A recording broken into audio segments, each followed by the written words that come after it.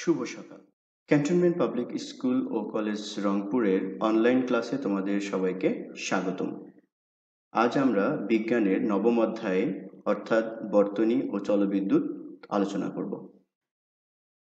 বর্তনী ও জলবিদ্যুৎ সম্পর্কে পড়তে গেলে প্রথমে আমাদের যে বিষয়টি জানা লাগবে সেটা তড়িৎ প্রবাহ।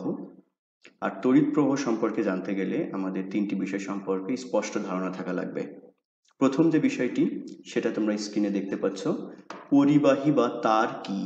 তোমরা নিশ্চয়ই দেখেছো তড়িৎ পরিবাহীর জন্য আমরা ধাতব তার ব্যবহার করি, সেটাকে আমরা বলছি তার বা পরিবাহী। এরপরে যেটা আমাদের প্রয়োজন সেটা উচ্চ বিভবের প্রান্ত এবং নিম্ন বিভবের প্রান্ত। এ দুটো পাওয়া যায় তড়িৎ কোষে, ব্যাটারিতে বা আমাদের যে বাসায় ইলেকট্রিসিটি রয়েছে সেখানে। এই যে ব্যাটারির প্লাস সাইন যুক্ত প্রান্তটিকে উচ্চ বিভব প্রান্ত এবং মাইনাস সাইন প্রান্তটিকে আমরা নিম্ন বিভব প্রান্ত বলে থাকি। উচ্চ বিভব এবং নিম্ন বিভব সৃষ্টির কারণ কি সে ব্যাপারটা জানা আরও জরুরি। কোনো বস্তুতে যদি ইলেকট্রনের ঘাটতি থাকে বা পজিটিভ চার্জের পরিমাণ বেড়ে যায় তখন আমরা বলি সেই বস্তুটি উচ্চ বিভব সম্পন্ন। যদি কোনো বস্তুতে প্রচুর পরিমাণে ইলেকট্রন জমা হয় তাহলে সেই বস্তুটির বিভব হয়ে যায় নিম্ন। অর্থাৎ উচ্চ বিভব এবং নিম্ন বিভবের বস্তুদ্বয়ের মধ্যে বিভব পার্থক্য রয়েছে।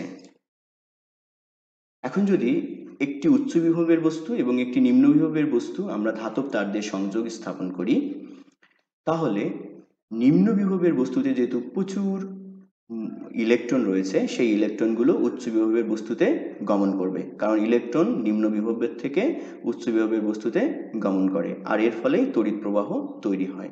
তড়িৎ প্রবাহ মূলত উচ্চ বিভব থেকে নিম্ন বিভবের দিকেই দেখানো হয়, কিন্তু তড়িৎ প্রবাহের মূল কারণ ইলেকট্রন ফ্লো, সেটা আবার নিম্ন বিভব থেকে উচ্চ বিভবের দিকে। এখন ব্যাপারটা যদি তোমরা বুঝতে পারো তাহলে নেক্সট স্লাইডে তোমরা অবশ্যই বলতে পারবে এখানে কোনটি নিম্ন বিভব এবং কোনটি উচ্চ বিভব। তোমরা নিশ্চয়ই এই বর্তনীটির উচ্চ বিভব এবং নিম্ন বিভব কোনটি বলতে পারবে। তো দেখি, মিলিয়ে নাও আমার সাথে। দেখো, এটি উচ্চ বিভবের প্রান্ত, কেননা এখানে ইলেকট্রন আসছে, তার মানে ইলেকট্রন এখানে ঘাটতি আছে। আর এটা নিম্ন বিভবের প্রান্ত, এখানে ইলেকট্রনের আধিক্য রয়েছে। সবসময় মনে রাখবে ইলেকট্রন ফ্লোর কারণে তড়িৎ প্রবাহ যেমন পাওয়া যায়, সুতরাং পজিটিভ চার্জের ফ্লোর কারণে কি তড়িৎ প্রবাহ পাওয়া যাবে না? সেটাও পাওয়া যাবে, কিন্তু ইন প্র্যাকটিস আমরা যেটা দেখি ধাতব তারের মধ্যে প্রোটন সমূহ বা পজিটিভ চার্জ সমূহ আবদ্ধ থাকে, অর্থাৎ এখান থেকে ফ্রিলি মুভ করতে পারে না। ইলেকট্রন যেমন ফ্রিলি মুভ করতে পারে, এভাবে প্রোটন বা ধনাত্মক আধান মুভ করতে পারে না।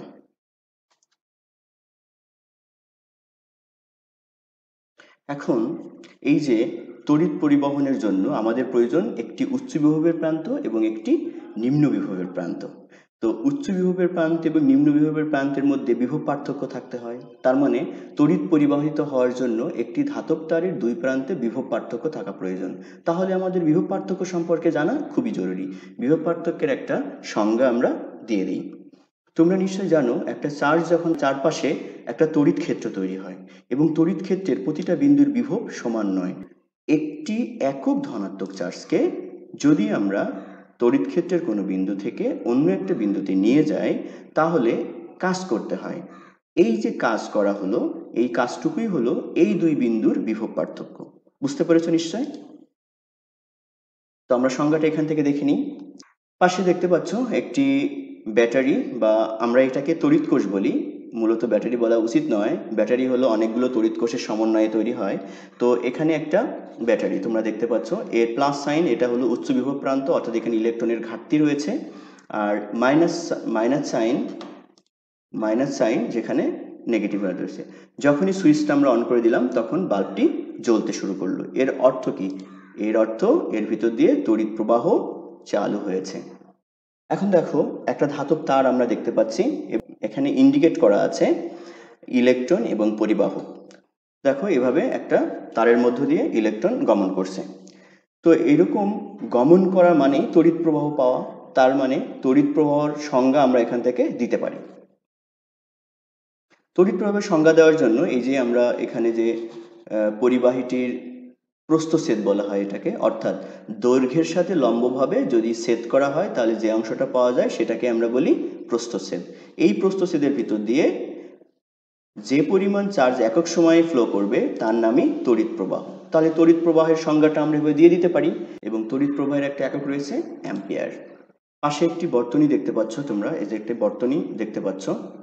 বর্তনীতে যখনই সুইচটা অন করে দেওয়া হচ্ছে তখনই দেখো এখানে ইলেকট্রন ফ্লো করছে, আর ইলেকট্রন ফ্লো করা মানেই তড়িৎ প্রবাহিত হওয়া। এখানে উচ্চ বিভবের প্রান্ত থেকে নিম্ন বিভবের প্রান্তের দিকে তড়িৎ প্রবাহিত হচ্ছে। আমি এর আগেও বলেছি তড়িৎ প্রবাহিত হয় উচ্চ বিভবের প্রান্ত থেকে নিম্ন বিভবের প্রান্তের দিকে, আর ইলেকট্রন ফ্লো হয় নিম্ন বিভবের প্রান্ত হতে উচ্চ বিভবের প্রান্তের দিকে, কেননা নিম্ন বিভবের প্রান্তের দিকে ইলেকট্রনের সংখ্যা অনেক বেশি। তাহলে তোমরা নিশ্চয়ই বুঝতে পারছো এই বর্তনীটাতে কেন আলোটা জ্বলছে, জাস্ট তড়িৎ প্রবাহের কারণে। এখন তড়িৎ প্রবাহের প্রকারভেদ সম্পর্কে আমাদের জানা লাগবে।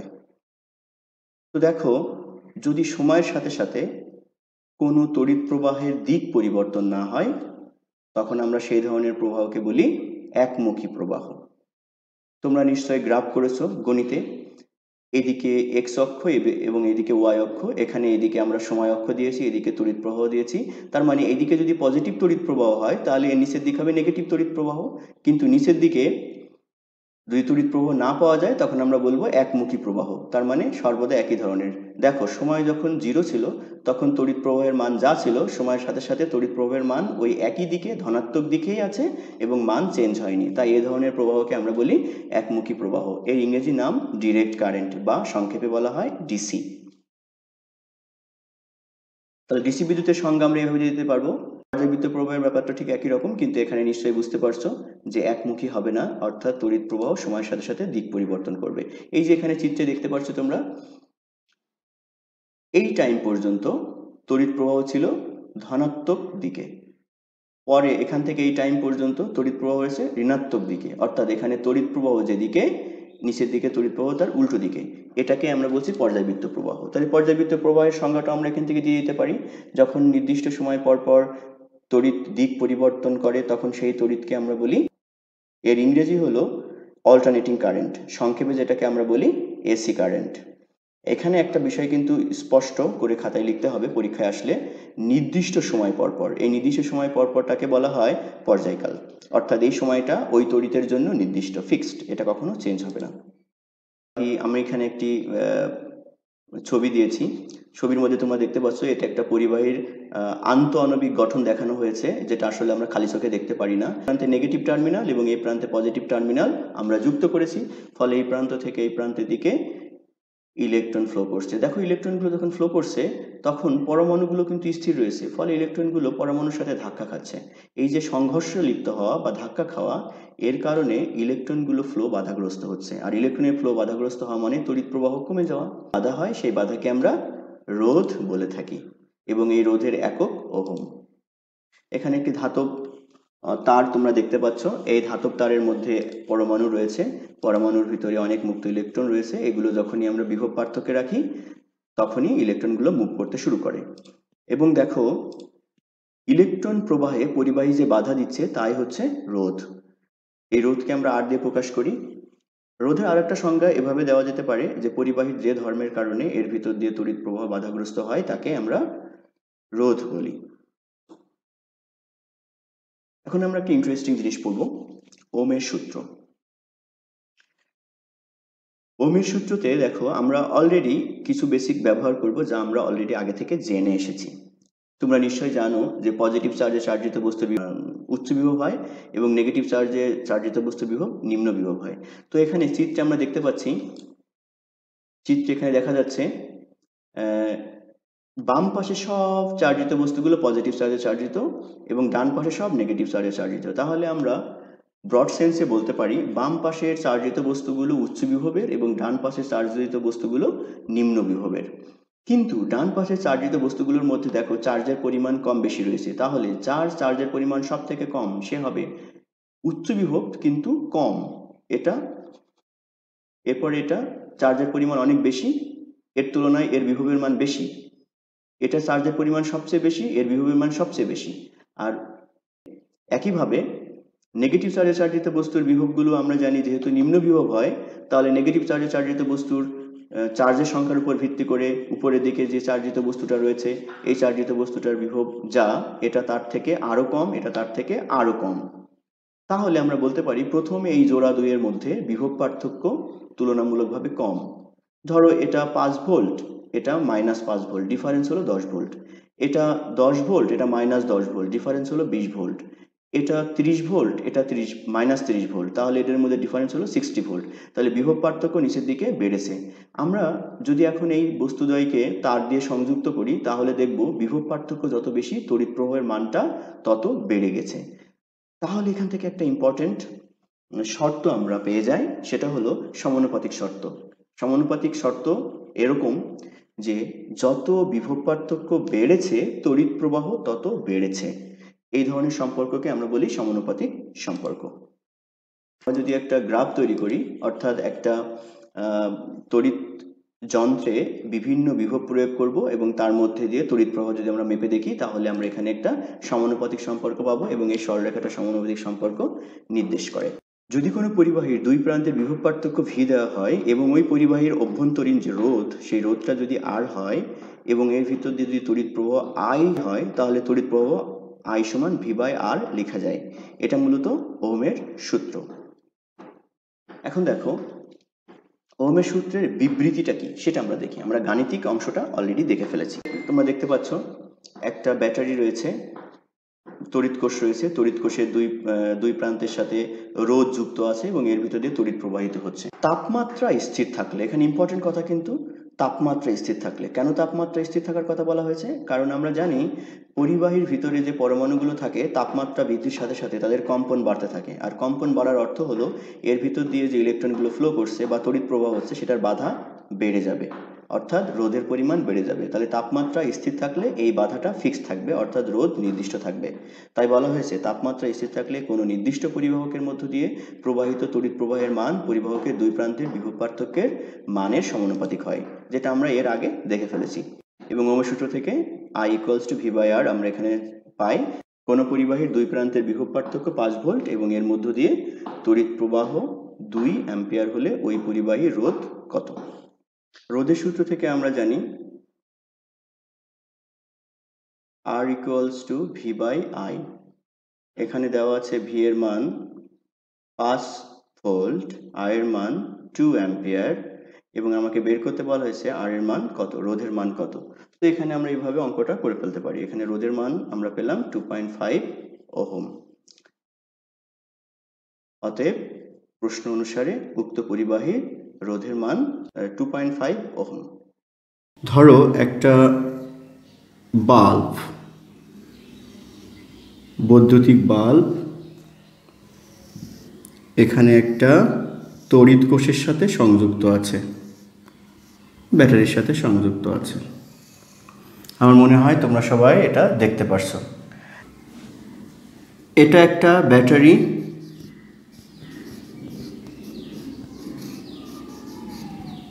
এটা একটা বাল্ব।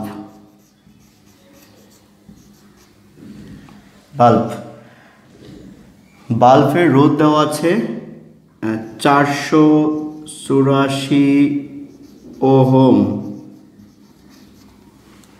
আর এখানে বিভব দেওয়া আছে 220 ভোল্ট।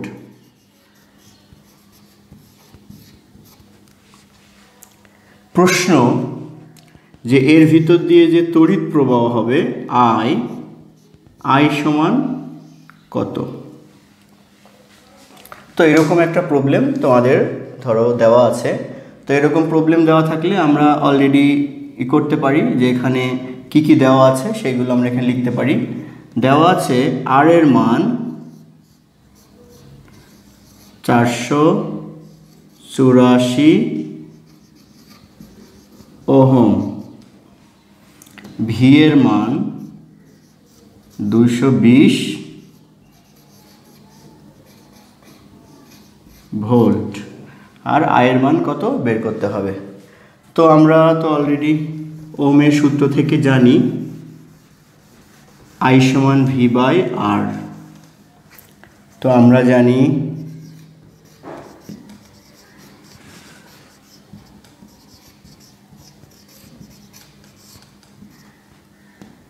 I সমান ভি বাই আর, ভি এর মান 220, আর এর মান 484, ফলে এটা দিয়ে এটার ভাগ করলে 0.45 অ্যাম্পিয়ার পাওয়া যায়।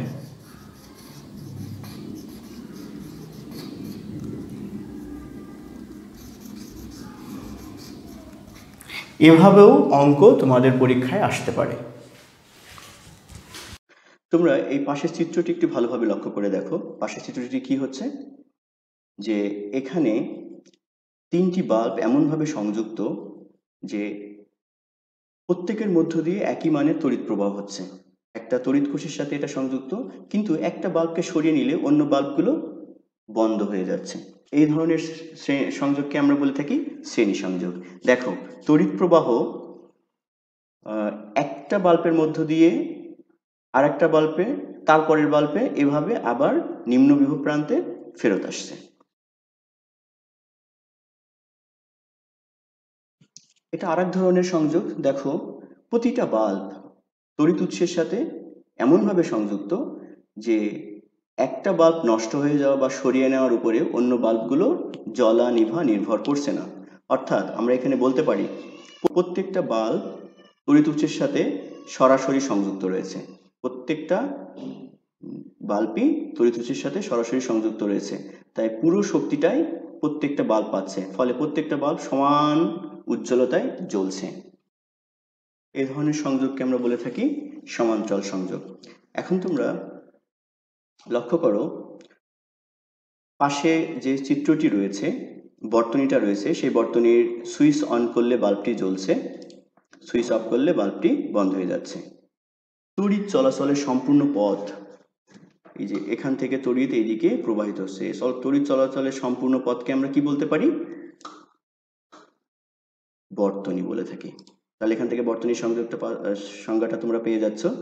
শ্রেণী সংযোগ বর্তনী আমরা এখানে দেখলাম, অর্থাৎ উৎস থেকে বিদ্যুৎ প্রবাহিত হয়ে প্রতিটা যন্ত্রের মধ্য দিয়ে যে আবার উৎসে ফেরত আসবে, এই ধরনের সংযোগকে আমরা বলছি শ্রেণী সংযোগ। যে কোনো একটা বাল্ব, যদি এই বাল্বটা নষ্ট হয়ে যায় তাহলে এই সংযোগ এখানে যে সংযোগটা রয়েছে সংযোগটা বিচ্ছিন্ন হয়ে গেল, ফলে আর তড়িৎ প্রবাহ হবে না। ফলে আমরা বলতে পারি বাল্ব 1 বাল্ব 2 এর উপর যেমন নির্ভরশীল, বাল্ব 2 ও বাল্ব 1 এর উপর নির্ভরশীল। যে কোনো একটা বাল্ব নষ্ট হয়ে গেলেই ওই বর্তনীতে আর কোনো তড়িৎ প্রবাহ পাওয়া যাবে না।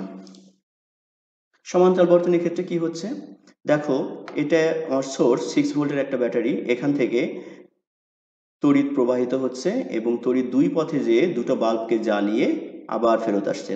এখন তোমরা বলতে পারো যে কোন ধরনের সংযোগ আমাদের বাসাবাড়িতে ব্যবহার করা উচিত। নিশ্চয়ই এখন বুঝতে পারছো যে শ্রেণী বর্তনী যদি ব্যবহার করো তাহলে সব উৎসের মধ্য দিয়ে একই ধরনের তড়িৎ প্রবাহিত হবে, ফলে যার বেশি তড়িৎ প্রয়োজন বা যার বেশি বিদ্যুৎ প্রয়োজন সে হয়তো কম বিদ্যুৎ পেয়ে যাবে, যে কারণে সে ভালোভাবে চলবে না, আর একটা নষ্ট হলে সবগুলো বন্ধ হয়ে যাবে। কিন্তু যদি সমান্তরাল বর্তনী আমরা ব্যবহার করে থাকি, সমান্তরাল বর্তনীগুলোর ক্ষেত্রে কিন্তু এই ধরনের সমস্যা আর হচ্ছে না। আমরা দেখব যে তাপমাত্রা পরিমাপ করার জন্য আমরা কি ব্যবহার করি? থার্মোমিটার ব্যবহার করি। অর্থাৎ প্রতিটা রাশি পরিমাপ করার জন্য একটা যন্ত্র রয়েছে। ভর পরিমাপ করার জন্য আমরা দাঁড়িপাল্লা ইউজ করি, সময় পরিমাপ করার জন্য আমরা ঘড়ি ইউজ করি। এখন কথা হলো তড়িৎ প্রবাহ মাপার জন্য আমরা কি ব্যবহার করি, সেটা আমাদের দেখার বিষয়। তোমরা চিত্রে দুটি যন্ত্র দেখতে পাচ্ছ, একটার নাম আমরা বলছি অ্যামিটার আর একটা হলো ভোল্টমিটার। আসলে অ্যামিটার বলতে এখানে বোঝানো হয়েছে অ্যাম্পিয়ার মিটার। এই যন্ত্রটা এমন একটি যন্ত্র যা তড়িৎ প্রবাহকে অ্যাম্পিয়ার এককে মাপতে পারে, আর ভোল্টমিটার বর্তনীর দুই বিন্দুর মধ্যে বিভব পার্থক্য মাপে। তোমাদের একটা বিষয় খেয়াল রাখা দরকার যে অ্যামিটার সর্বদা বর্তনীতে শ্রেণী সংযোগে ব্যবহৃত হয়, অর্থাৎ কি পরিমাণ তড়িৎ প্রবাহ হচ্ছে তা অ্যামিটারের ভিতর দিয়ে তড়িৎ প্রবাহ হলেই অ্যামিটার বলে দিতে পারে। আর ভোল্টমিটারের কাজ হলো যে কোনো দুটো বিন্দুর মধ্যে বিভব পার্থক্য কত সেটা জানা। মিটার সর্বদা বর্তনীতে শ্রেণী সংযোগে সংযুক্ত হয়, আর ভোল্টমিটার সর্বদা সমান্তরাল সংযোগে সংযুক্ত হয়। ভোল্টমিটারের কাজ হলো দুইটি বিন্দুর মধ্যে বিভব পার্থক্য ভোল্ট এককে পরিমাপ করা। এখানে কিছু ছবি রয়েছে, টেলিভিশন, ফ্যান, ডিভিডি প্লেয়ার, বৈদ্যুতিক ইস্ত্রি। এই যন্ত্রগুলো এক একটা যন্ত্র এক এক ধরনের বিদ্যুৎ ব্যবহার করে। ফলে কোন যন্ত্রের কতটুকু বিদ্যুৎ লাইনে সংযোগ দেওয়া দরকার তা জানার জন্য আমাদের সবসময় অ্যামিটারের প্রয়োজন পড়ে। এখন ভোল্টমিটার এবং অ্যামিটারের মাধ্যমে যন্ত্রগুলো কত বিভব পার্থক্যে চলে, কত কারেন্ট দরকার, এগুলো আমরা হিসাব করি। অ্যামিটারের দুটি প্রান্ত বিন্দুতে সংযোগ দিতে হয়। একটা তোমরা চিত্রে দেখতে পাচ্ছ কালো রঙের, এটা আসলে নেগেটিভ প্রান্ত, আর এখানে তিনটা পজিটিভ প্রান্ত আছে, যে কোনো একটার সাথে সংযোগ দিতে হয়। অর্থাৎ কত তড়িৎ প্রবাহ মাপতে হবে তার উপর নির্ভর করে তুমি কোনটাতে দিবে।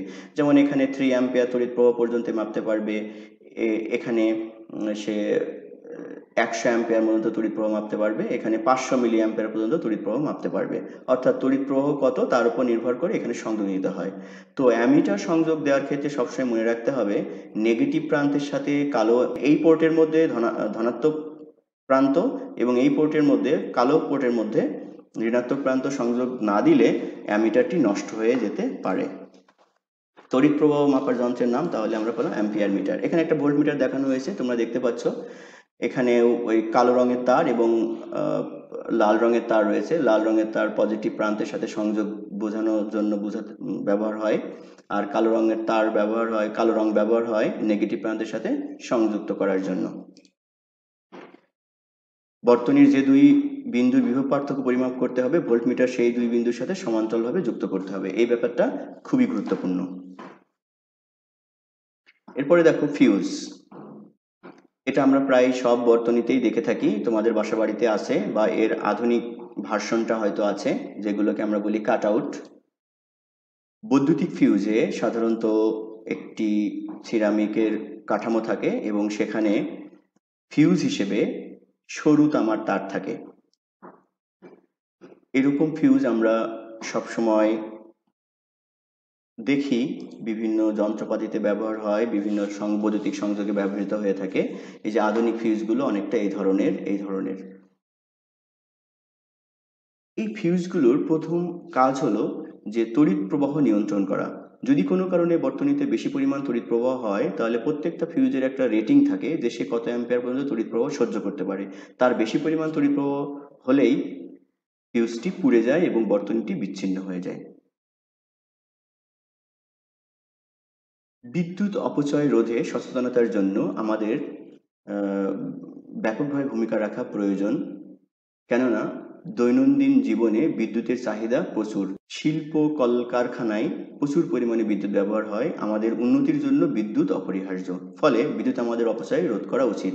দেখো আমরা যে টাংস্টেন ফিলামেন্ট বাল্বগুলো ব্যবহার করি তা অত্যন্ত বিদ্যুৎ ব্যবহার করে, তাই তার পরিবর্তে আমাদের উচিত CFL বা এনার্জি সেভিং বাল্বগুলো, বা তার থেকেও আরো ভালো LED বাল্বগুলো ব্যবহার করা। আমরা দৈনন্দিন কাজে ওয়াটার হিটার ব্যবহার করি, সেই ওয়াটার হিটারগুলো ব্যবহার না করে তার পরিবর্তে আমরা এরকম কাঠের জ্বালানি ব্যবহার করতে পারি এবং রান্না করার জন্য রাইস কুকার ব্যবহার করতে পারি। কলকারখানায় নিজস্ব বিদ্যুৎ ব্যবস্থা ব্যবহার করা উচিত, নিজস্ব জেনারেটর ব্যবহার করা উচিত। এইভাবে আমরা বিদ্যুৎ অপচয় রোধ করতে পারি। আর একটা গুরুত্বপূর্ণ বিষয় যেটা বিদ্যুৎ অপচয় রোধ করা দরকার। অপচয়টা কিভাবে? আমার প্রয়োজন হয়েছে ফ্যানটা চালাচ্ছি, কিন্তু প্রয়োজন নেই তাও ফ্যানটা চলছে, এটাকে বলা হয় অপচয়। অর্থাৎ প্রয়োজনে ব্যবহার করা যাবে, কিন্তু অপ্রয়োজনীয় যন্ত্রটা যেন না চলতে থাকে এদিকে খুব গুরুত্ব দিতে হবে। অপ্রয়োজনে সুইচটা অফ করে রাখতে হবে। আর এর বিকল্প ব্যবহার হিসেবে আমরা সোলার প্যানেল ব্যবহার করতে পারি। এরকম ভাবে আমরা বিদ্যুৎ অপচয় রোধে অংশগ্রহণ করতে পারি। আর বিদ্যুৎ কিন্তু সাবধান, যে কোনো সময় বড় ধরনের দুর্ঘটনা ঘটাতে পারে, সুতরাং তোমরা বিদ্যুৎ নিয়ে বেশি উৎসাহী হবে না।